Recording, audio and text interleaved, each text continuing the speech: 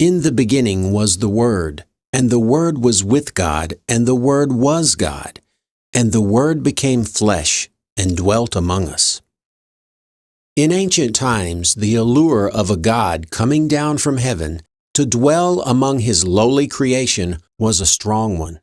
And there is no doubt that the Gospels depict the Son of the Jewish God as being an actual human, with real human flesh dwelling among His chosen people for a brief few years. But did the earliest Christians share this belief? The idea of God's visiting earth in various physical forms, including that of humans, is an old one, predating Christianity by thousands of years. But many of the gods played out their adventures in the mythical realm of heaven and could suffer pain and even death, all within the realm of the heavens. But since they were believed to be immortal, death was never a permanent thing. Here are some of the known gods of old who were believed to have died and came back to life. These gods were not human, but many were often depicted as appearing in human or animal form when beaming down to the planet's surface in order to mingle with humans. Some even impregnated human women, which sounds very similar to the story of the Jewish God coming to earth in the form of a spirit in order to impregnate a young virgin, who later would give birth to a very familiar God-man. Greek culture was rife in first-century Palestine. In fact, the entire New Testament was written in Greek, not Arabic or Hebrew. Not only did Greek and Roman philosophy permeate the thinking of many pre-Christian Jews, but so did the religions of those modern civilizations. The idea that the heroic gods of Greece and Rome could have sons, and that these same gods could take on the appearance of humans and even undergo death and resurrection, had been seeping into the collective consciousness of those who would soon be seeing their own Son of God performing His heroic act of sacrifice in the realm of heaven. The idea of heavenly beings taking on the likeness of humans is also present in the ancient Hebrew myths. In Judges chapter 6, the angel of the Lord appears to Gideon in the shape of a man, and only after the angel leaves does Gideon recognize that it was not a man, but an angel.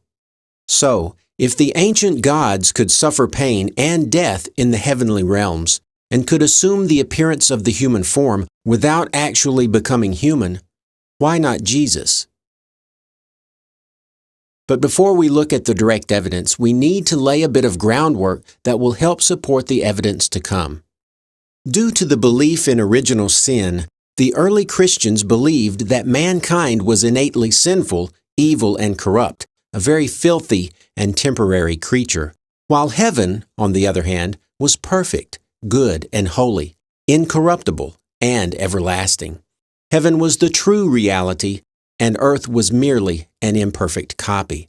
This idea can also be found in the Greek philosophy of Platonism, from which the early Christians derived many of their ideas about the relationships between heaven and earth, between God and man. In his letters, Paul states that the heavens and their inhabitants are perfect and incorruptible, while earth is corruptible, its inhabitants innately sinful. Paul's view of heaven and earth was Platonic, a dualism based on the knowledge of earth and its woes. If earth was imperfect, heaven had to be perfect. If earth was corruptible, heaven had to be incorruptible. If earth's inhabitants were mortal, the denizens of heaven had to be immortal. If earth was temporary, surely heaven was eternal. And if the very flesh of mankind was sinful, then Jesus had to be, by definition, not only sinless, but separated from the sinful flesh of humanity. Here are just a few of the many passages showing the dualistic nature of the early Christian worldview. And changed the glory of the uncorruptible God into an image made like to corruptible man. Now they do it to obtain a corruptible crown, but we an incorruptible. For this corruptible must put on incorruption, and this mortal must put on immortality. So when this corruptible shall have put on incorruption, and this mortal shall have put on immortality, then shall be brought to pass the saying that is written, Death is swallowed up in victory. Therefore it was necessary that the copies of the things in the heavens should be purified with these, but the heavenly things themselves with better sacrifices than these.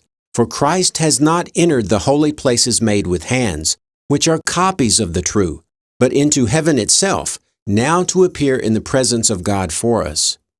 This pervasive belief among the early Christians is an important piece of the puzzle and a driving dynamic that would hinder them from believing that Jesus could ever be on earth itself, much less as a real human born of a sinful woman named Mary, which would obviously taint Jesus himself with original sin, nullifying his status as the sinless Savior of mankind.